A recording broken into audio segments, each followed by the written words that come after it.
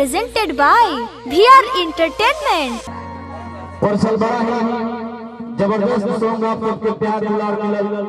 ओकरा से पहले एगो गीत गौले रहे ई तो सबे कोई जानत हकीकत बात है जितना लोग छूटल नहीं जा भले कोई झूठ बोले लेकिन सच्चाई है भैया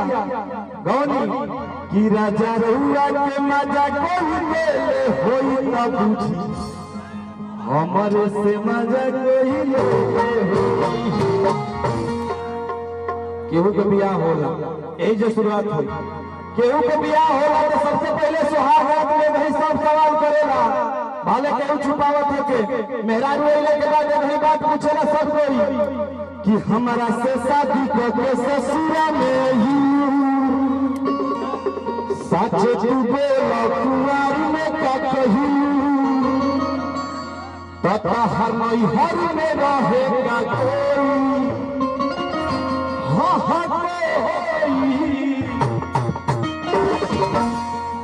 जब इतना बात बोले लड़कियों उतने तब हम भैया कहती आज ना बोले तो हम सफा एकदम बेइज्जत हो जाए। देखिए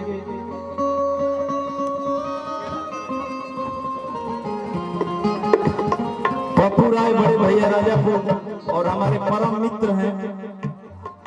मैं रुपया उड़ा दे काय बेरा अच्छा सगरा से हमारे पप्पू राय जी बहुत बहुत पुरस्कार लक्ष्मी के बटोर में काम इनके खातिर कुल होता लड़कियां कहती है कि राजा रहुआ के ए जी रहुआ के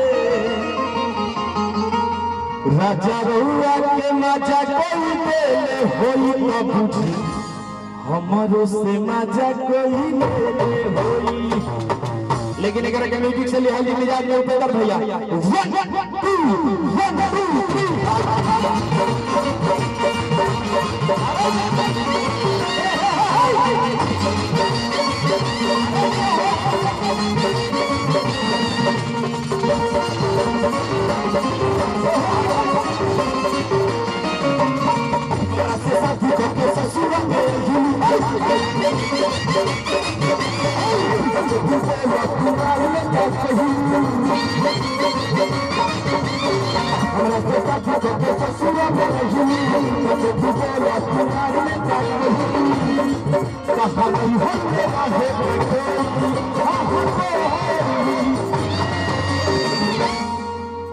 वाह वाह वाह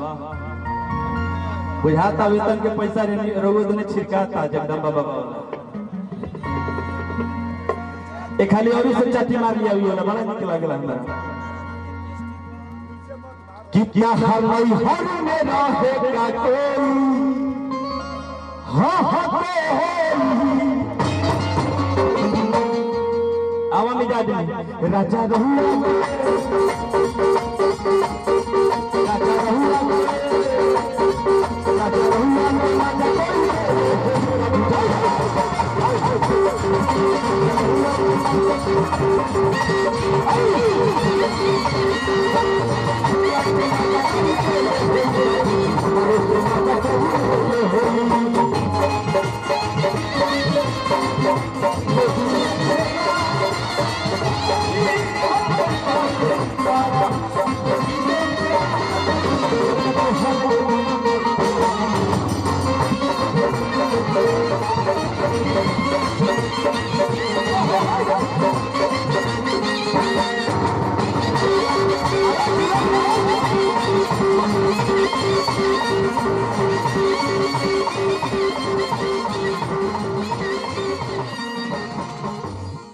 भैया आ गए।